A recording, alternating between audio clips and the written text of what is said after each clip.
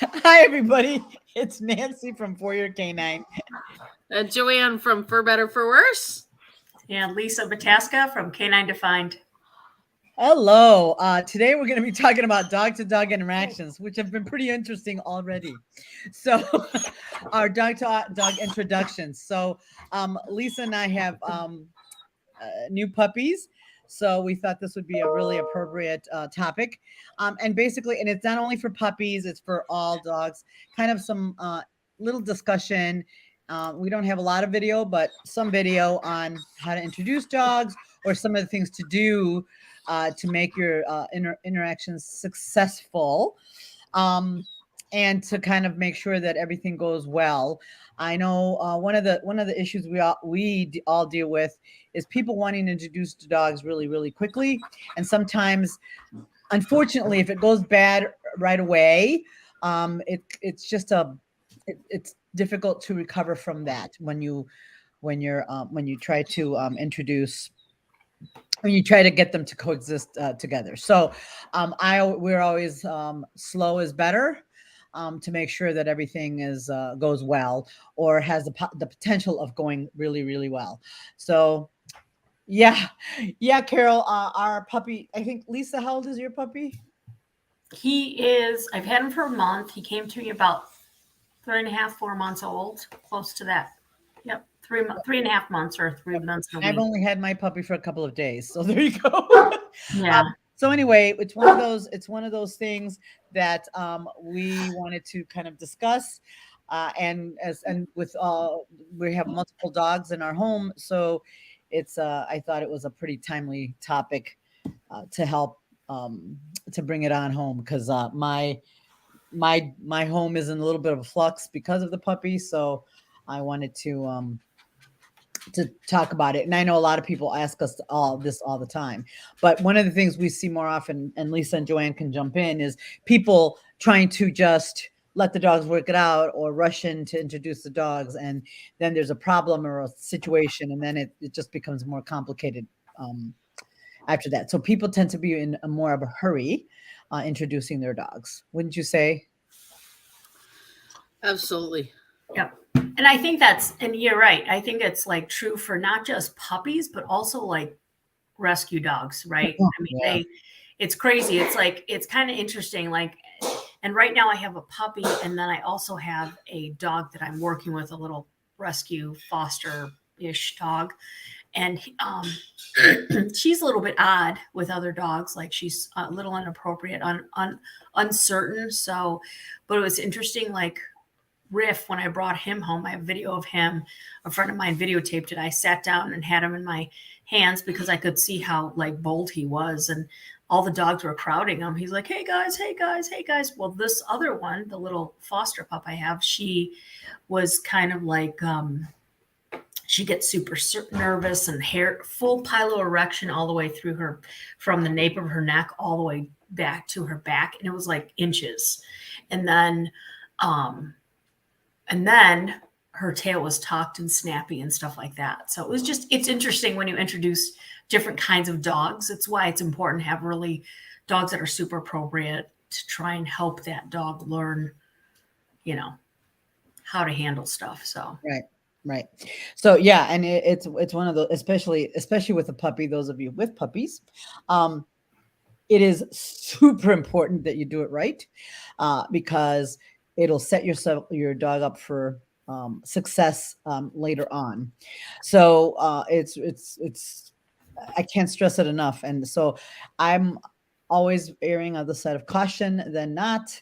And so that's why I wanted to. It's kind of timely. I wish I would have had time to shoot some video of because my dog, yeah, Tony, the lab puppy was planned. The beagle was not.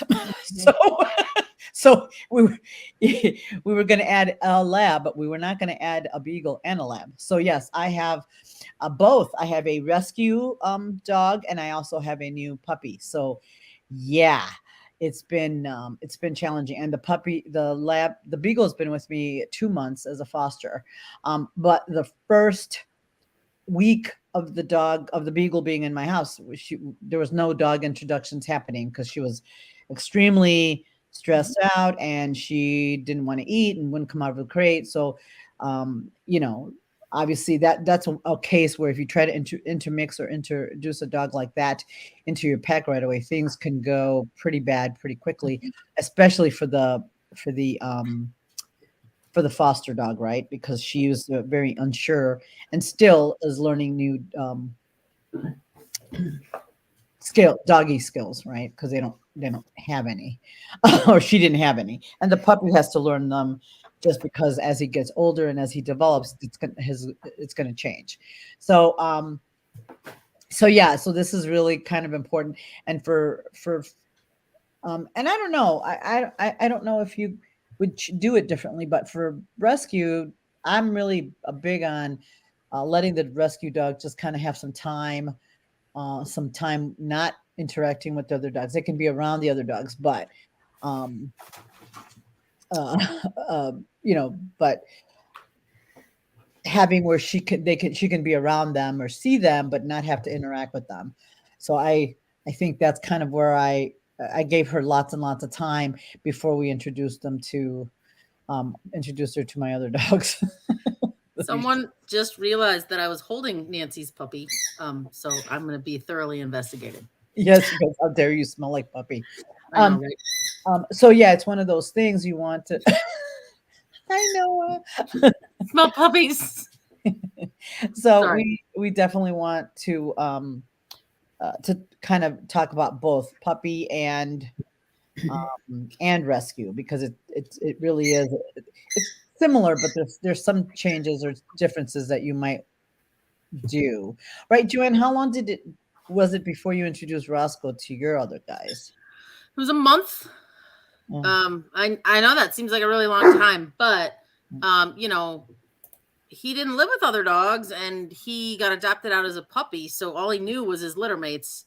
And so he was behind a gate in a spare bedroom, and so my dogs, you know, would run free and go by him, and he was always kind of like trying to smell them as they walked by.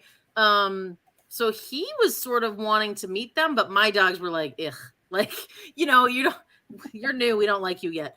And so, which happens a lot, right? When dogs live at home, they're especially in their own house, unless you have a super, super dog friendly dog that loves everybody, like dog wise, you know, they're not super welcoming to you bringing something new into the house. Doesn't mean you're going to have a fight, but forcing them together, that's where that sort of stuff does happen. So, you know, when I finally started seeing mine kind of stop by the gate and do little drive-bys, and then, you know, really stop and kind of stick their faces in there, I did some really short intros. You know, I let them out in the yard together for like, you know, 2-3 minutes, and then, okay, come on, let's go back inside. And back he went behind the gate.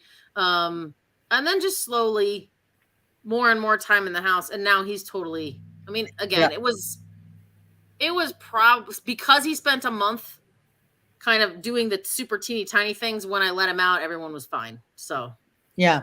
And I think that's a really good plan, because that's what I am currently doing now with my Beagle, since she has very little dog skills.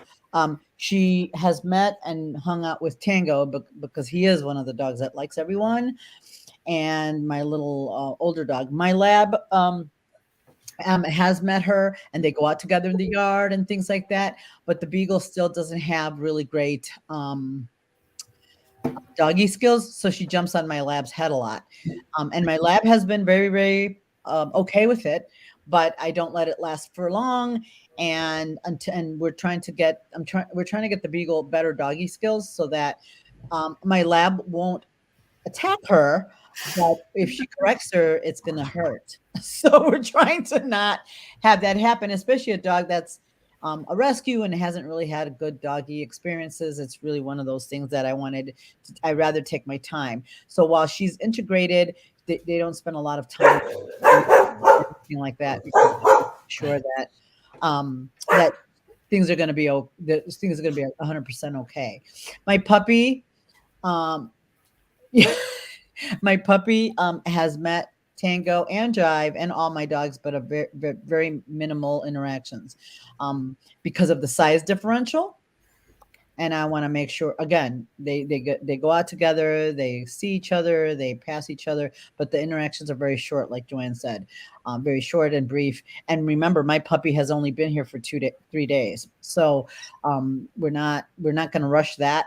And as we go forward, for those of you who are interested, I have a male lab, and I have Tango, and I'm hoping to keep them in the male lab intact.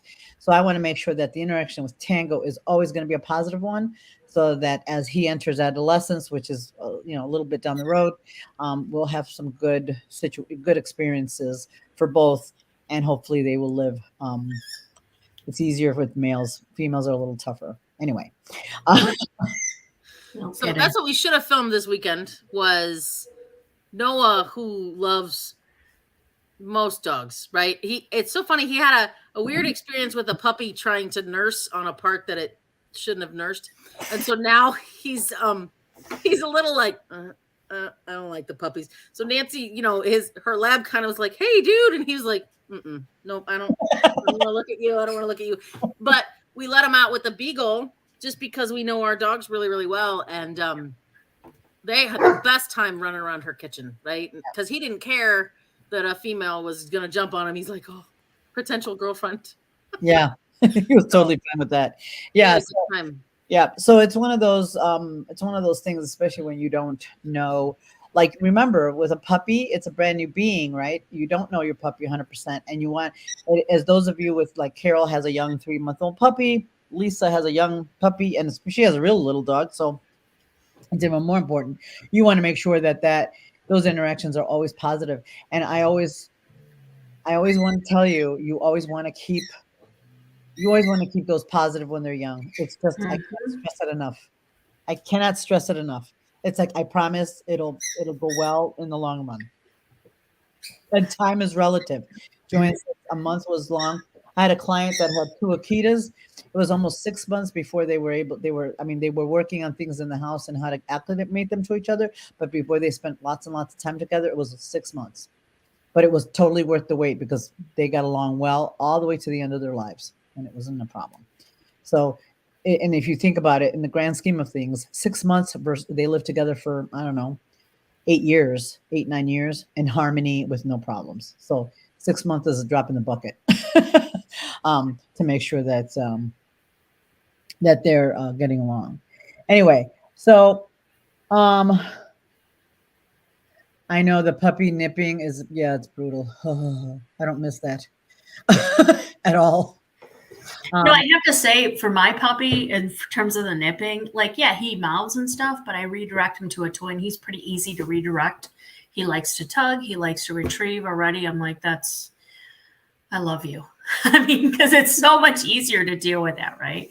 But like when I had my Dutch Shepherd, I mean, I remember Cadence was like all over the place, and then she bit and like bled Bruce's ear, and he's like, why did you get this dog? And I'm like, because I like the breed. And so I worked really hard though to like get her to put something in her face so that when she gets excited, she's like, I need to bite something. Let me get a toy. And I'm good with that, right? So I think too, with the mouthing and nipping, there are ways to like direct that as well. Yeah, Deb, I know I do see that we keep freezing. I'm not sure why, because I'm plugged in. So anyway, so so we're gonna really quickly talk about introducing puppy, and there's a group. It's called McCann Dogs. It's in, I don't know where it's at, but anyway, they have some training video on it. One of the things you want to do before you really introduce or let the dogs play with reckless abandon is teach your puppy to pay attention to you so that you can call them out of play. And again, it's going to be different with every dog, but you want to be able to call them away so that you can avoid any situations. And I like the way they do that. And I've done it a little different. My lab can and does always come out of play, always. It's 100%. She could be in the middle of play and she will stop immediately and come to me. The shepherd has a little harder time with it. But he's pretty good with, like, he's about 90%, like he'll come away.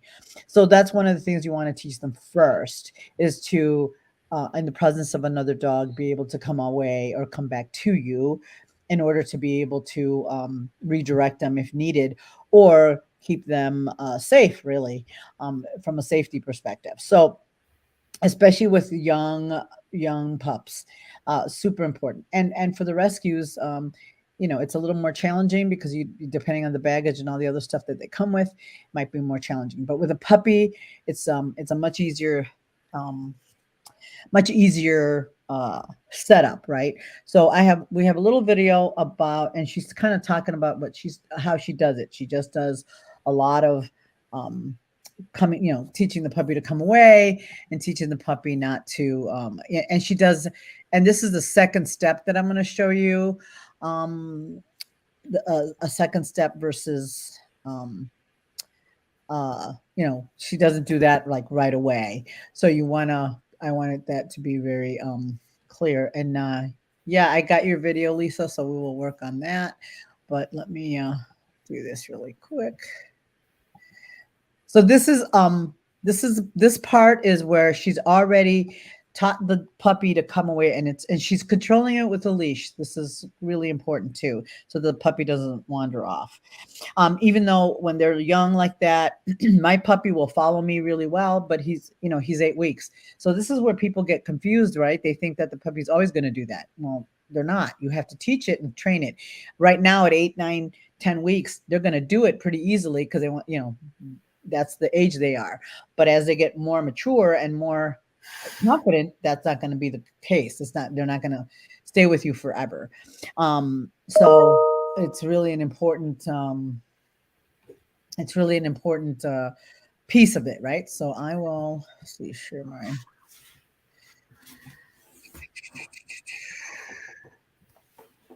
Let's see what we got here. Can you see that? Yep. Okay, so this is where she's. But before we do that, we need to make sure she's. So initially, she starts with just teaching the puppy to come, and then she's got a dog that's pretty, and an adult dog that's pretty stable and easy to work with, right? So that's really important. So so the puppy is having, yes, that's 100. Okay, I'm gonna pause it. Avoid greeting dogs nose to nose on a tight leash. Bad, very bad, very bad if you do that. So if nothing else, don't do that, right? That's you want to be able, like in this case, the puppy's on a leash, but the other dog is, so that's really important, okay? So one of the things she's trying to do is lure the puppy away, and it just happens that it's a lab. And these are her own house dogs, right? So she calls his name, and then she calls him away. And the reason you're wanting to do this, you guys, is so you have some control of the dog when the dogs do meet other dogs, right? And this is also going to create a safer environment. It's a safety issue, right? So she's going to try it again. So she just calls his name, and then she just lures and then she's going to reinforce the puppy for lying down and not wanting to run up on the other dog and land on its head. Because this is one of the pieces, right? You want because puppies don't know, and they're going to run up on an adult dog in a not so positive way, right? So you want them to have good manners when they go in and meet the other puppy or the other dog, right? Especially if it's an adult or an older adult dog too. So so these guys do a nice job. I don't know where they're at, but and this is a new dog for her. She's going to allow him, and then she's just going to give him an option to say hi to the other dog and then come away, because this is going to help as the dog gets older. And I'm going to be honest, I did this more with my lab than I did with my shepherd. And I think the reason for it, I wanted he had more he was a little bit easier and he didn't pull as hard, so I didn't work on it as much. And this is not for loosely walking, but and he had some. They all had some good experiences. They were all pretty good with other dogs, so I didn't do it as much. I wish I would have though, because I think I would have. It would have been better, right? I think things like Nancy had said before, like too, knowing who your dogs are if you're introducing an existing dog. Like I know my dogs, I know what each will do in different situations. So I know which dog to, like the other day, I did an in-home private and it was a 4-month-old Vizsla or 5-month-old Vizsla.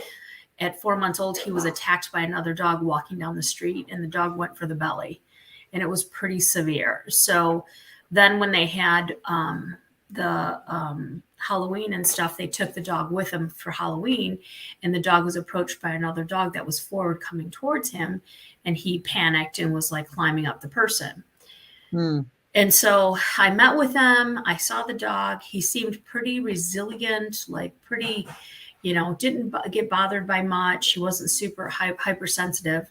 And so I brought my cattle dog, a smaller dog, to kind of introduce to him to like see where he was at. And she would orient to me. She's kind of a little bit nervous of people, but she's like, there's a dog, I might want to play, etc. And so at first he was a little apprehensive, but then he got all rude on her and stuff. I'm like, okay, we can work with this, right? Because then you have to reintroduce to an appropriate dog and so forth. But his initial response to new dogs was just, terrifying because of what happened to him. So, and I think you have to know your dogs. Like if you have to know who it is. So like Cadence, when I was working with her as a puppy, she ended up like, she was weirdo with little puppies. I'm like, okay, you don't get to say hi to puppies because you're inappropriate until the puppy has a better idea of what's appropriate and so forth. And then she would, then maybe down the road I might introduce, but. Yeah. So Joanne, Deb Evans is looking into possibly adopting another dog, and we talked about introducing a neutral territory. And I am 100% with the rescue dog. I am 100% on board with that. That they should meet in a different. Did you introduce Roscoe at your house, or did you introduce him at your facility? I introduced him at my house. Mm-hmm. But again, I know my dogs really well, right? So, and this guy, I had assessed him, right? And I had used Noah in the assessment, right? Just to kind of see how Roscoe would be with other dogs. And initially he was actually very investigatory, right? Like he was really soft and he was like, hey buddy, because he was afraid of people, but he was pretty dog friendly. So I mean, again, would I recommend that to normal people? No, but I don't mean that. But like someone who can't read dogs as well, I wouldn't, right? I think the neutral territory thing really, really does have, so much to do with protecting the space. And, that's my toy or that's my bed or that's my whatever your dog's next to. You don't know, right? Well, how they're going to feel to something else. So if you have any ounce of like guardiness or anything like that, right? It just takes all that away to do it in neutral space. So, yeah. So I would, if I was doing a rescue dog, well, like the Beagle, there's no way I could have taken her elsewhere. But I did do her introduction was very slow. So, I would definitely highly recommend a neutral environment, especially if your particular dog, like in Deb's case, her particular dog is already a little worried about other dogs. So I would most certainly put the dog in another location, so that way it would avoid some issues. And if you are unable to find a neutral location, Roberta, that's a great recommendation. Little short walks together are great at home as well.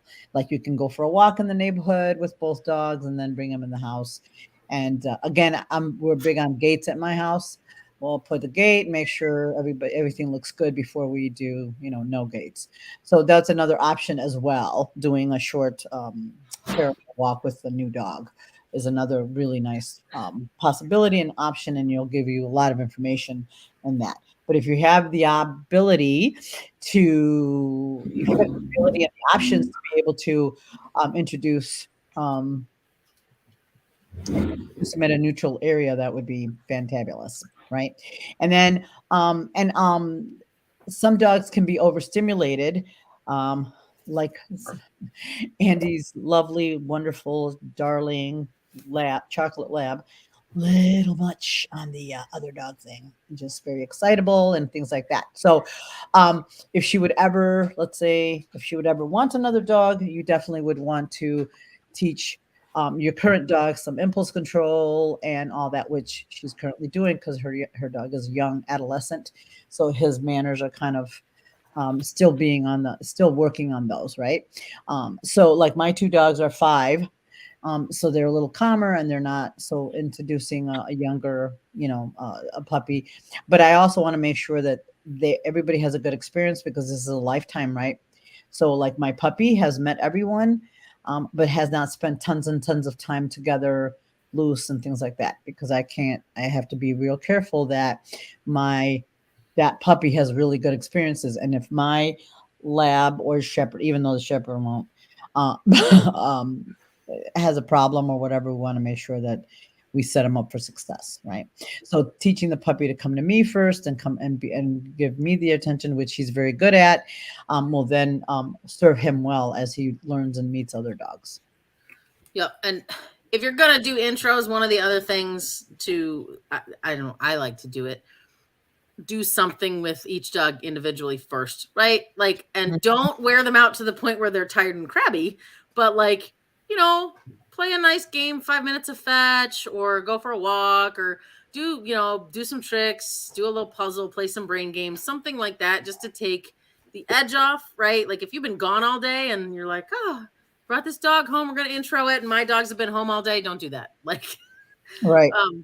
It's just the excitability factor of it, right? When you have a dog that's got some pent up energy, even if it's, a nice dog, it's just better to get all the ants out of the pants before we do intros. So yeah, absolutely. That's a really good, right? Make sure everybody's a little more relaxed and calm before you do that introduction.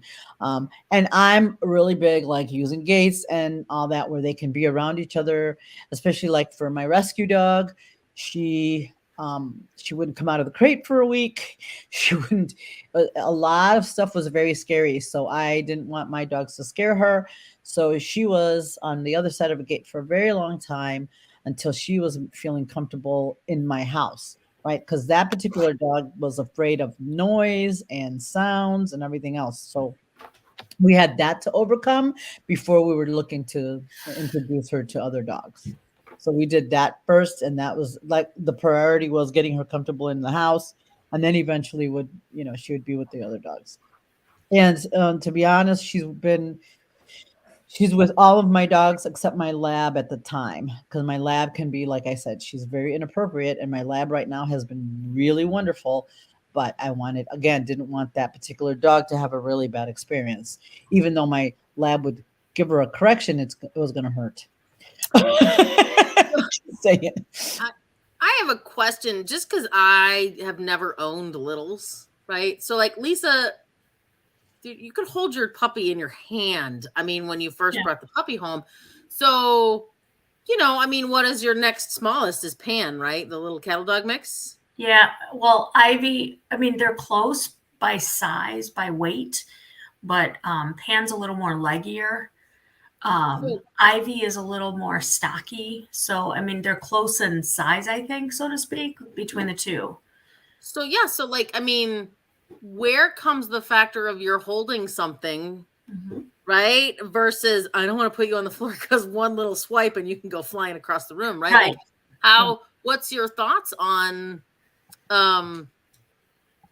would you if clearly if a dog has any guardiness towards you or anything else, you wouldn't intro that dog, but how do you do that? How do you judge that? What did you do when you brought her home? I think because I've had littles before, like Ivy was around littles.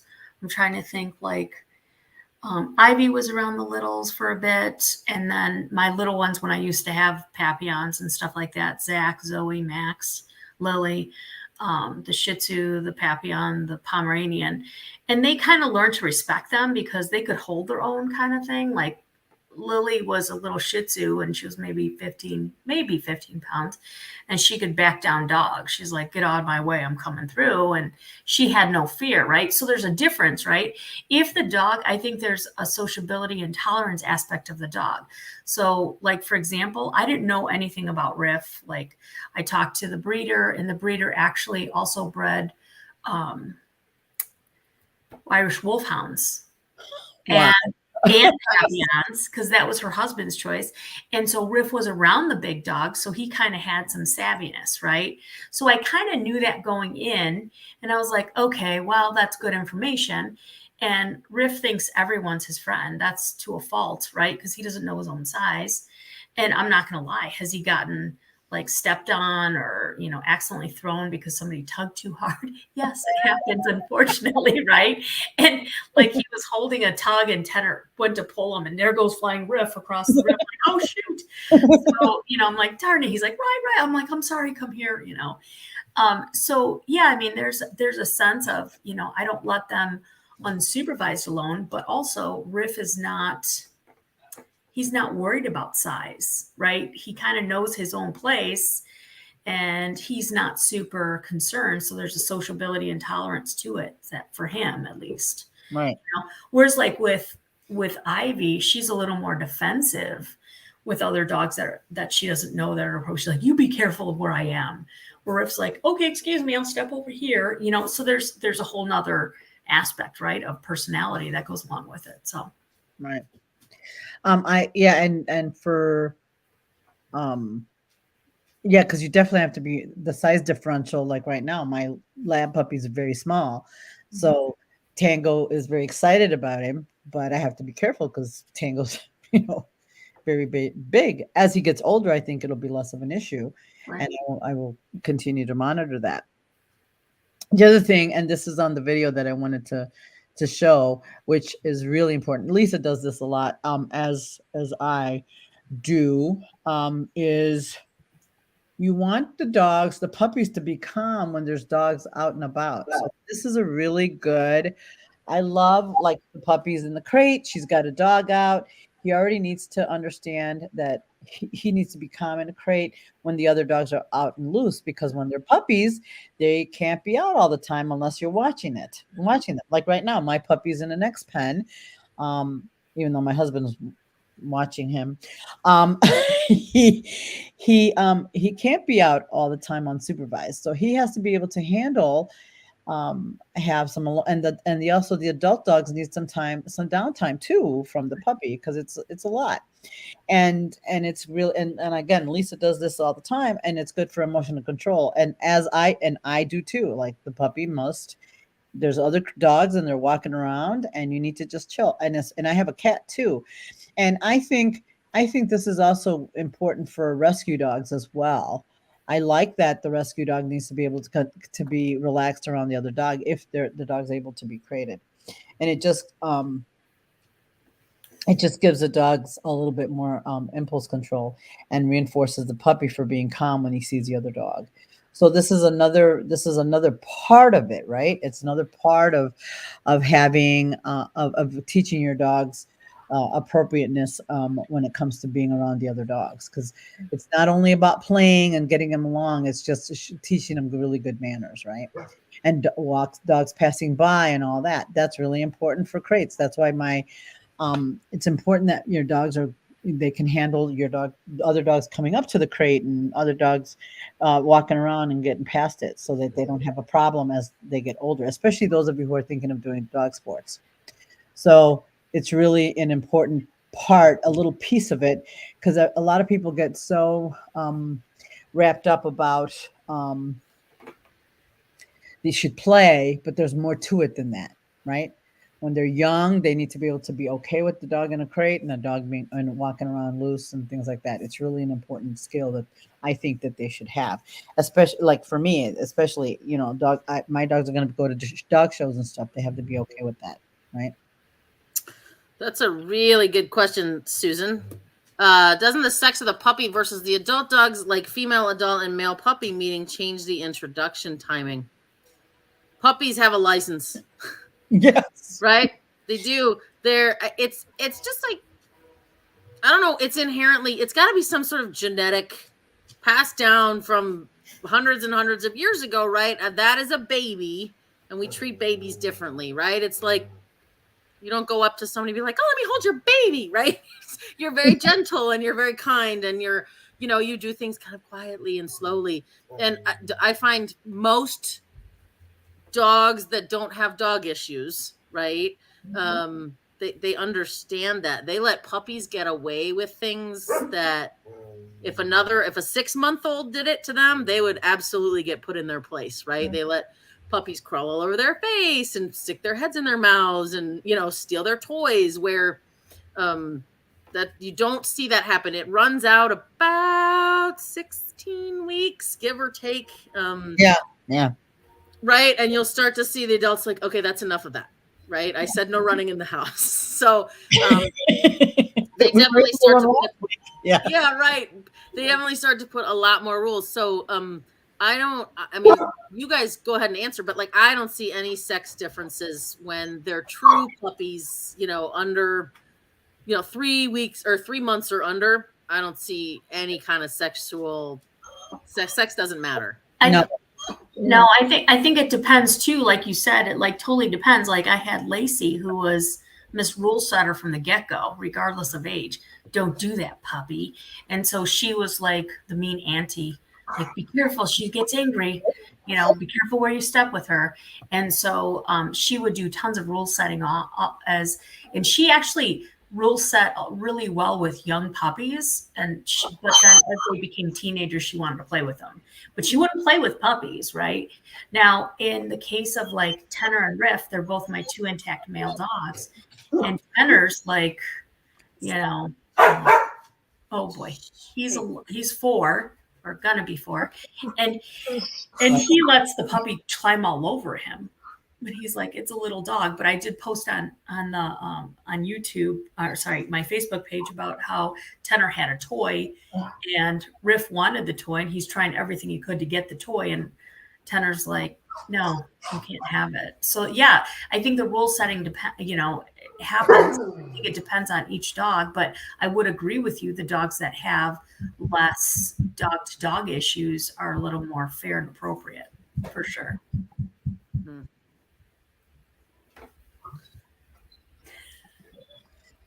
So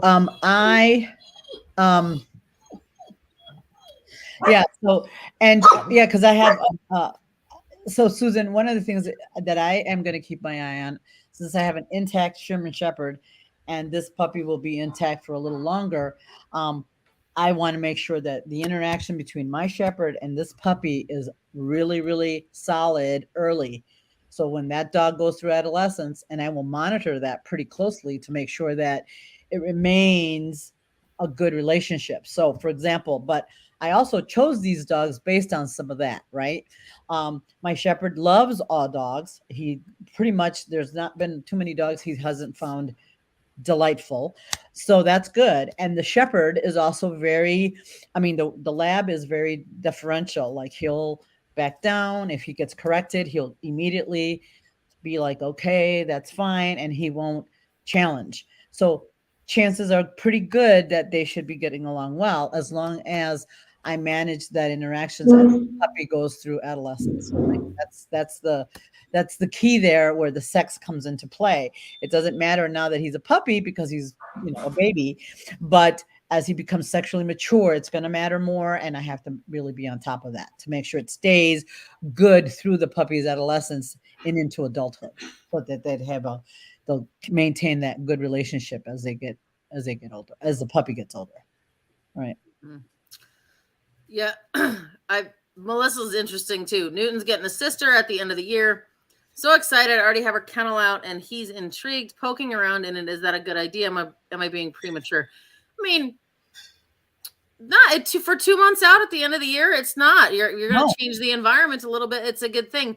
And I will say this: if this is a anywhere local puppy to you, and they'll allow you to, go over there, because I wasn't kidding. I was with Nancy all weekend, and my dogs, right? They've been in crates all day, so they're really not exercised. And so when Noah crawled up on me, that's legit what he was doing. Puppies smell very different. And dogs are really interested in puppy smells. So go if the breeder is anywhere near you or the shelter or wherever you're getting your dog from, go hold the puppies, right? And then as much as you can, and then when you come home, your dog's like, oh, it's that smell again. It's like, I don't know why, but dogs really they just love to draw that smell in and really check out puppy smells. So Yeah, because it's and that's what I mean. It's like with the puppy, the puppy license will wear out, and you really have to be on top of that to make sure that it you maintain it. So really quickly, one of the things I wanted to discuss is when you're just meeting another dog. Suzanne has a great protocol. It's go 1 2 3 go say hi, and it's really good information about dogs that are if they're going to get along or not, right? But Lisa sent me a video with her dogs meeting her little puppy, and her managing it and kind of letting the puppy handle it. Now, if your puppy is scared, so I'm going to show you the video, but if your puppy is worried or scared, don't do it. This way. Don't do it this way because it's not. It's called flooding. Some dogs can tolerate it, some dogs can't. And in Riff's case, I knew what his capability was, so I came home, and he's in my lap, and then everyone's like, I'm like, okay. They're checking him out. IB's like, I know. Who is baby, right? But you can see. She was like, I don't like it. I know. I'm the baby. And so my house.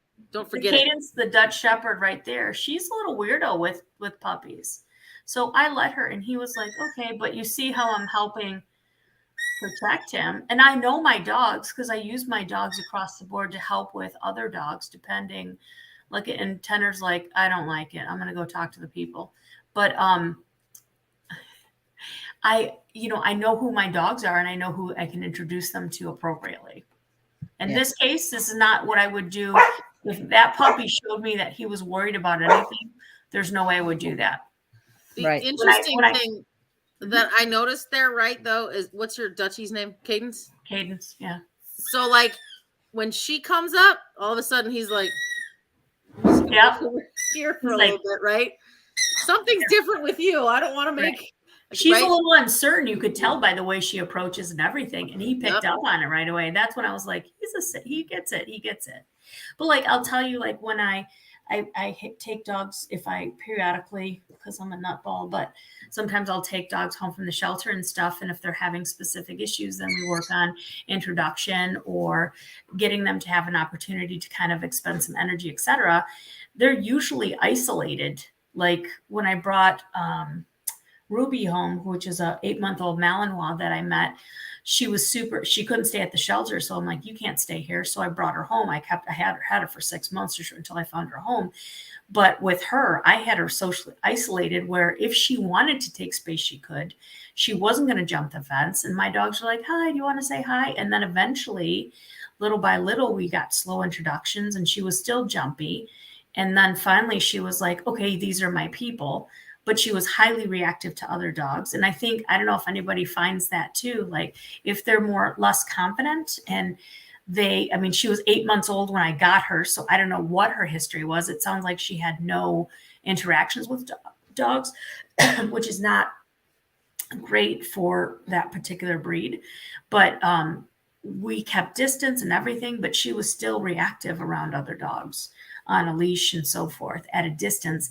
But if my dog was with her, she was like, oh, you're my people, so let's yell at that dog over there. So I think it's interesting. I don't know if you guys have seen that, where the less confident they are, the more reactive they are. It's kind of what I'm seeing in this pup I'm working with now. She's not super confident, but I could see some reactivity coming up potentially. Mm. Yeah, no, it's one of those things that you want to, again, make sure it's very positive, and that it's that the dogs really are able to handle it. Like my puppy, I wanted to, because I saw in his assessment that he was going to be a little more reserved. So I've been a little bit more careful about how he's introduced and all that, because I don't want him to have a bad experience, because it can go, since he's already shown me he's a little bit, more reserved. I wanted to be sure that it's been it's a very positive, especially with my dogs at home, my his housemates, right? And the beagle, he's more comfortable with her now, but she's still bigger, quite a bit bigger than him, and he is not quite as coordinated. So definitely want to make sure that it's gonna be a comfortable situation for him, right? So something to touch on, and it can be puppies too, because just depending on if you don't know a breeder very well, or you get a puppy from a shelter, or you get an adult dog, right? And I don't know, maybe Lisa's probably a little more engulfed in this stuff. Nancy and I are just starting a program too to learn some of this, but Kim Brophy was talking about, so epigenetics are the underlying factor that can turn on and off genes, but there's also something scientifically that can create that to be hereditary. Okay. Mm-hmm. And so like what she talks about is if mama had a really terrible experience with a snake in her lifetime, right? Just inherently, she passes the genetic code to those puppies where they've never seen a snake before in their life, but the first time they see it, they're like, that's bad. So just because she uses snake, think about that for dogs, right? So if you have a dog that's already a little socially fragile, right, has a bad experience, like take the Vizsla she was talking about, right, got pretty severely attacked, right, on the walk, you said it was, right? Mm-hmm. So, yep. That's pretty traumatic at a really, really age that is going to really stick with that dog. Let's say that was part of a breeding program and that was a breeding female, right? She could, even though, right, in the rest of the lines, it wasn't there, that particular dog could pass that along to her puppies, right? And I think pieces of that are something that you have to consider, which is why if you're getting a puppy, if you have an opportunity, you really should spend some time with mom and dad, right? If mom, specifically mom, does not really care for other dogs, it may be there, it may not be there, but I'm gonna put my money that I might have that. I might want to pick another line, another dog, right? So it may not be there, but again, if you're somebody who does dog sports or it's really important to have harmony and you want all your dogs to be together all the time, I wouldn't put that risk on myself because sometimes when it's genetic, you can't fix it, guys. Right. You can manage it and you can make it a little better, but you'll never turn that genetic dog that has an inherent fear of other dogs into being like, dogs are okay now. It doesn't happen. Right. That's true. And it's like that's one of the things with when you're selecting a breeder, right? Yeah. Spending the time if you don't know the breeder very well. You want the dog to be like okay with other dogs if that's important to you, because for some people it's not that super important, right? You don't have to have friends, and the truth is I kind of am not that same. While I have labs and they like everybody, they don't have to have everybody doesn't have to be their friend. They do have a select group of friends that they enjoy being around, and that's it. Like Jive really likes Noah, and really enjoys the company, and she likes him, even though the last time she wasn't as into him as he was into her, but could have been that day.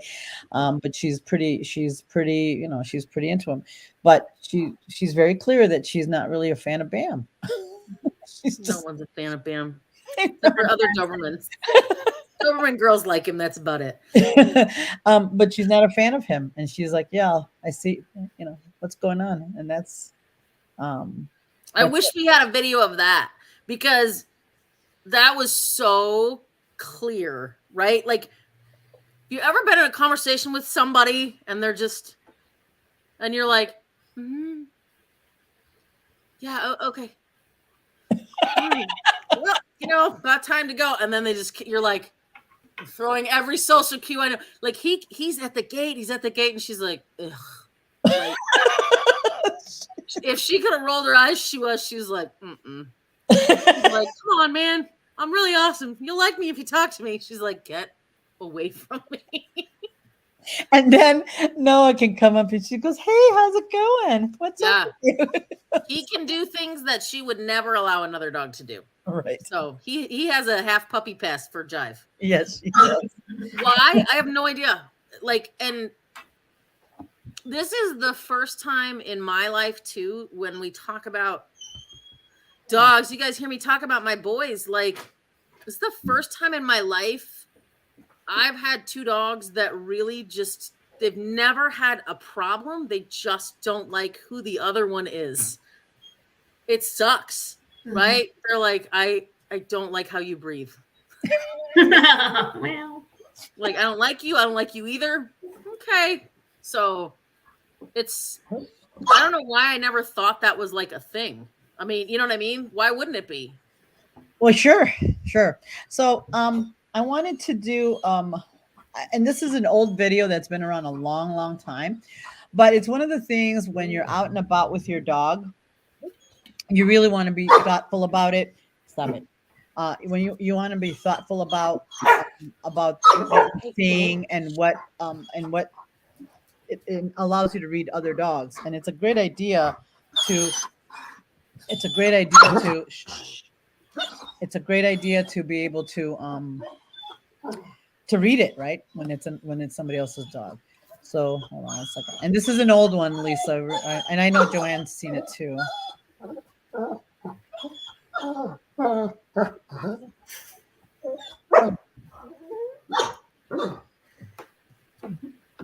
I love this one. This is my favorite.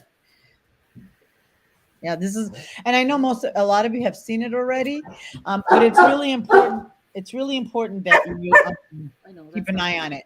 So when you're seeing two dogs, what's off right there? Like those, that's what right away. Even though one of the things you really want to, the big tip off is the body. If you really look at the muscle tension of the whatever husky mix, that's really, really important. And it's really important. It's just not how they're structured. That's not it at all, right? It's see the very forward, the eyes, all that. forward, yeah. It's a very, very forward approach, right? So anytime you see that, they probably shouldn't meet that dog. So that's something pretty simple that you want to keep an eye on, right? So very, very clear. A lot of appeasement on the brown dog side, and still very stiffness. So when dogs are meeting, stiffness like that is not a good idea. That's why I'm big on gaits, parallel walking, all of that to keep the body nice and relaxed. So this is a pretty old video, but it was a really nice job, very well done with the information.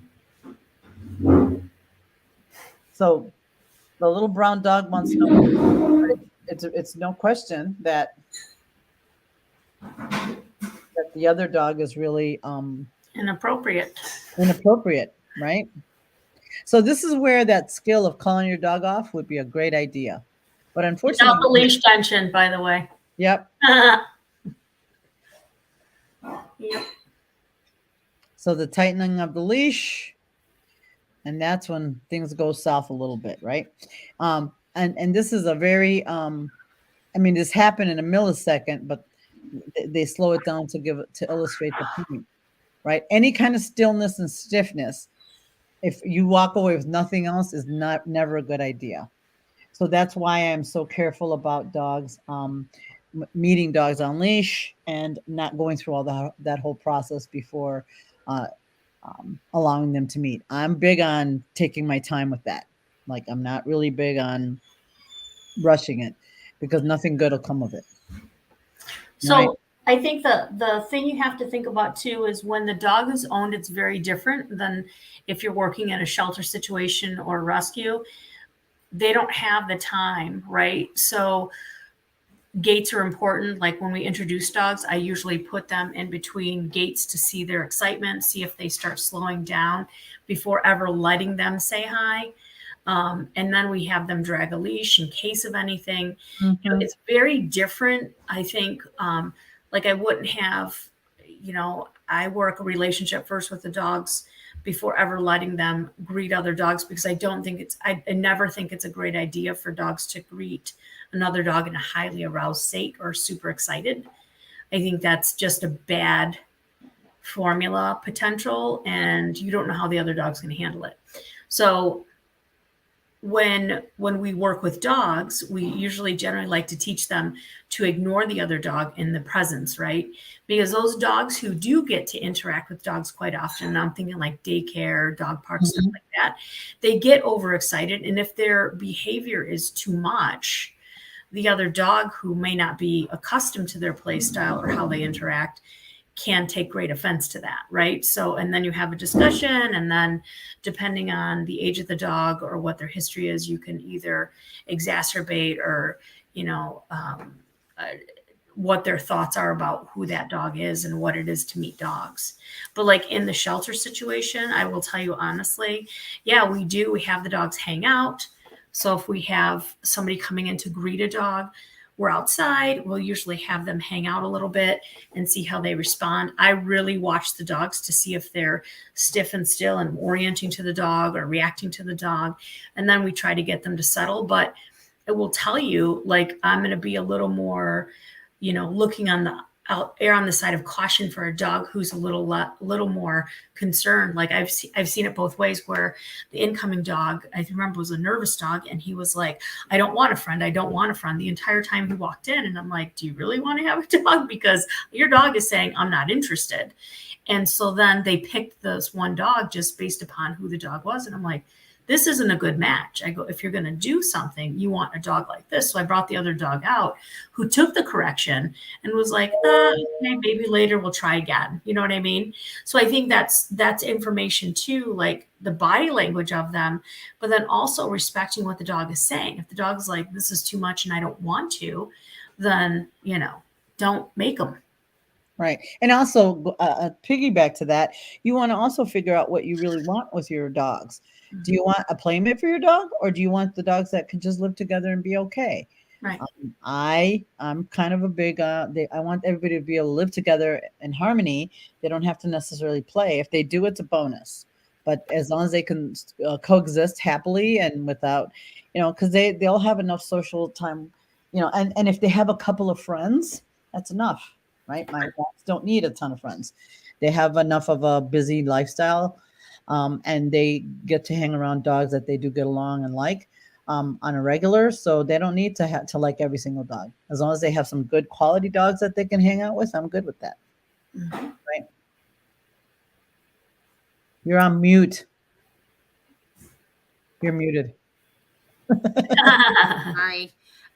Lori made a comment too, right? Like the shy dogs, she didn't correct dogs because she was too shy, right? Just because your dog isn't telling other dogs off, you still have to read that body language. If everything's withdrawn and you get those, dropped head and they're like, oh, please don't, right? That's not good either. So just because they're not saying get away from me, doesn't mean they're not saying get away from me. So right. And like I said, you really want to figure out what the goal is, because it's like, a lot of us like, oh, I want my dog to have a friend. Well, really, is that what you want? Or is that, that's really important? Because if that's important to you, then like what Lisa's saying, you need to pick a dog that's going to fit that bill. You're not going to, you're going to have to sacrifice some things, right? So like I think Deb would like to have another dog in the house with Mindy, but not to be her friend, just to coexist and be able to hang out and have a buddy. And that's okay too. Oh, absolutely. Right. That's great. You want if they play, and it's a bonus, right? But if they don't, it's okay, as long as they can live together and be happy and relaxed and enjoy each other. And, just because they're not talking for hours doesn't mean that that they can't enjoy each other's company and just be, right, and just hang out. Because I know when Indy passed away early in the year, my little Rizzo missed him a lot. and they didn't really play a lot. I mean, they played sometimes, but they didn't play a lot. It was his company that she really missed, right? Him being around and being there and hanging out. She missed that. So I don't think the Beagle's what she had in mind, but but she seems to be okay with having somebody to hang out with a little bit. The puppy is a hard pass. Right now, I'm sure she'll love him as he gets a little older, but right now it's a hard no. Nice. And you know, I think too, like you said, I think it's really important that when you do add a dog, you are considering why, right? So I've waited forever for a Papillon to find the right personality, but I was super critical saying it has to be good with other dogs. It has to like people. He has to be confident. I don't want a fearful type of dog to work with because of what I do. I need dogs that are good with other dogs. So I don't want to stress them out either. So in comes this guy, and he's Mr. Everybody's my friend, which is good and bad because I'm like, yeah, you're 2 pounds, like relax. So, you can't, he was like, hi, everybody. And then if they yell at him, he'll yell back at him. So he's kind of sassy with that. Mm-hmm. But like when I brought in the other dogs, like even when I brought in Tenor, for example, I wanted him, he seemed very sociable with dogs. And that's why I selected him out of the others in the litter, because he was the most, like when we did the dog to dog, and this is where, like, when you look at assessing the dogs, doing a dog to dog assessment, I want to see how the dog responds. And then if the dog is corrected, what do they do about it? Right. Mm-hmm. And so to me, those are important things to see in terms of like when we're working with shelter dogs, because I want to make sure that dog's not going to be like you and what army. Plus, people don't want to work. I'm not going to lie. Like, people don't want to work that hard. People who just want pets don't want to work that hard to say, well, I really want my dog to be dialed into me. If they're looking truly for a friend for their dog, I always say, well, does your dog really want a friend? You know what I mean? And so, Right. and because sometimes, and the lady's like, well, I thought he was bored. I'm like, no, actually your dogs really would rather not. And they're like, thank you for saying that. And I'm like, that's fine. I mean, I want dogs to find homes, but not at the risk of unhappiness either. Right. So, Yeah. So that's something else, but Yeah, because that's something that we put on our dogs, right? They need to have friends. And like I said, if you add another dog and you want harmony in the house, and it's like, but if you want a friend, playmate, like my dogs, as I've gotten them, I didn't get them to be playmates with each other. If they do, that's fabulous, but that's not the purpose. And they just can't. I want them to get along and have harmony, but they don't need to be best buddies. They just need to be able to handle and being around each other and be comfortable. And that's it. Again, if they play, it's a bonus, but it's not necessary. So, anyway, and again, those of you who have young puppies or are going to get young puppies, quality socialization is imperative. If you have any inkling that social interaction may not go well, don't do it. Just don't do it. Just don't even go there, because if it goes wrong, you're going to have to live with the consequences of that. And especially when it's a young 8-9-month-old puppy, I am very, very protective and very, I'm on top of it. Like, I want to make sure that this puppy has good social. I did it for my lab and for my shop for Jive and Tango. This puppy will have the same, because I want to make sure that everybody's happy, and that he gets along and he has good experiences, and other dogs are not bad. They're, and again, just, I don't make that assumption because he's a lab, because it doesn't work like that. And Deb talked about, I'm concerned that a young dog will pick up Mindy's poor social skills. Honestly, I think it depends on the temperament of the dog, right? Yeah. So like, so the dog we're talking about is a dog that I kind of said, hey, let's look at this dog for Mindy. He gravitates towards people. So I don't think he's necessarily going to pick up her habits. He's going to be like, that's worrisome. Or that might be not okay. What do you think, Mom? So I would pick a dog if I have a dog who has some behaviors that I don't necessarily want. You don't want to follow her, so to speak, right?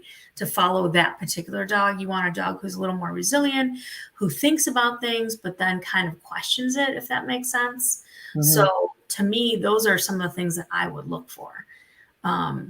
But I don't think it's necessary. I think, and it's interesting, right? Because lately I've been coming across people who go, well, I got a second dog because I wanted the first dog to train the second puppy. And I'm like, wait a minute, that's not how it works. You know that, right?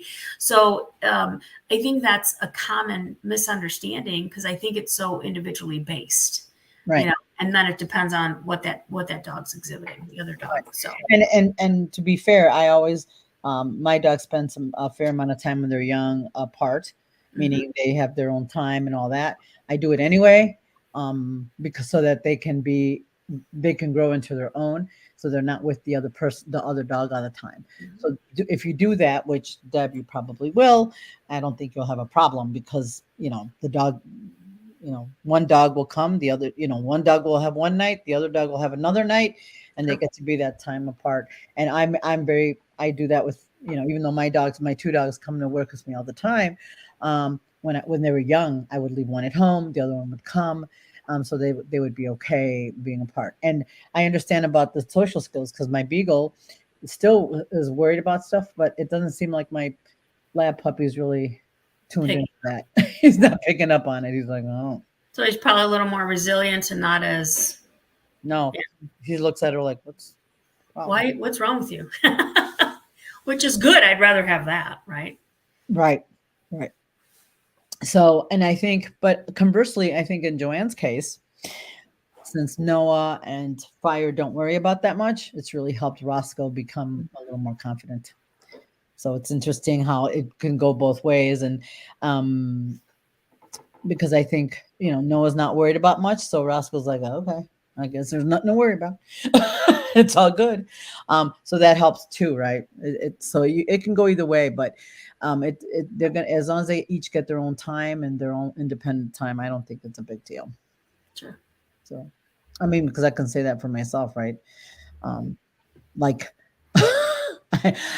even though you say Mendy has poor social skills, I have a shepherd that's a big mouth. Well, I'm hoping he won't pick that up because that's annoying, but I don't think he will because he's, it's a different dog and you just got to keep an eye on it. So, hey, Joanne, let me ask you, what about with Roscoe and Bam? How does that? It's so funny. What does that look like? So, I through the X Pen, right? Just because they wiggle at each other and Roscoe will play ball at him and Bam gets all curvy and he wiggles his little nub. So I don't know. If I have some free time, I could probably intro them. But here's the problem. Roscoe gets a little over aroused and Bam gets a little over aroused, but Bam gets really touchy if another dog jumps on him or something. Like he gets pretty that's not cool, but his that's not cool is I'm going to put you on the ground and I don't want that because Roscoe's already having a little bit of reactivity with dogs. So that would be, that would be bad. That would be bad. That would be bad if something happened there. So right. So if Bam's I said no, blah. I think that would just crush his little dogs are okay spirit, and I don't want that. So you know what? They'll bah, bah, bah, through the gate, and it's that's fine. Yeah, that's fine. I just again I find it so amusing that Crazy Bam is no, it's just Noah I don't like. Well, and so and before we leave, one of the things I would recommend if you are concerned about dogs if you're not sure and that things may not go well, I am a big fan of muzzle training your dogs. I'm a big fan of muzzle training anyway. I muzzle train the dogs so that you can have that they can have that ability to be free without worrying about anybody getting hurt. And then it gives you a better towel. I'm going to actually start muzzle training my puppy here pretty soon because I just, again, not because of anything, just I want them to have that skill in the event that you have, medical stuff to go on, other things. So I think it's important. It's a way to, but remember, they got to be really muzzle trained in a very positive way anyway, so that the muzzle is not a punishment. It's just, it really is for your protection. So and muzzle training does not protect against size differences. So it's not like she's going to muzzle train Tango and her, 15-pound puppy and put them together. Cause that's No. Right? Just because your mouth is protected, I can still crush you like a little twig. Yeah. And it's just for future reference. I'm hoping I never need it, but in case if somebody gets hurt or whatever, the puppy's comfortable in a muzzle. I mean, and I'll be fair, my Cha-Cha and Tango and Jive were muzzle trained when they were puppies, but I haven't done it in a while. So guess what? Everybody gets to do again, just to kind of refresh their memories and be comfortable with it. Again, haven't needed it in all these years, but in case I do, I want to make sure that they're going to be okay with that. So that's another way to help some of that introductions where if you're not 100% sure it's going to go well, right? Because sometimes no matter how good you are at reading dogs or how much you've done it, nobody's perfect. You can make a mistake, and it can go wrong. So if there's I am always, if I have any hesitation or any doubt, I just don't set it up, right? And I just put a muzzle on, and we're going to see how it goes and make sure everybody's safe. So, all right, all. We can talk about it, and we will probably try to have some video on some of the stuff that we've talked about, because I am in the process of introducing my dog, so I will be videotaping it so that we can maybe put it on our Facebook pages, and we can, you can look at it and ask questions, because I think it's worth talking about, discussing and thinking about it, because I think people have some idea. Oh, you just put them together and see how they work it out. That's never a good idea, because sometimes it can go so badly it's not even funny. So. All right, all. Thank you all for tuning in. Appreciate it. I'll see you next time. Thank you. Bye. Night. Bye. Night.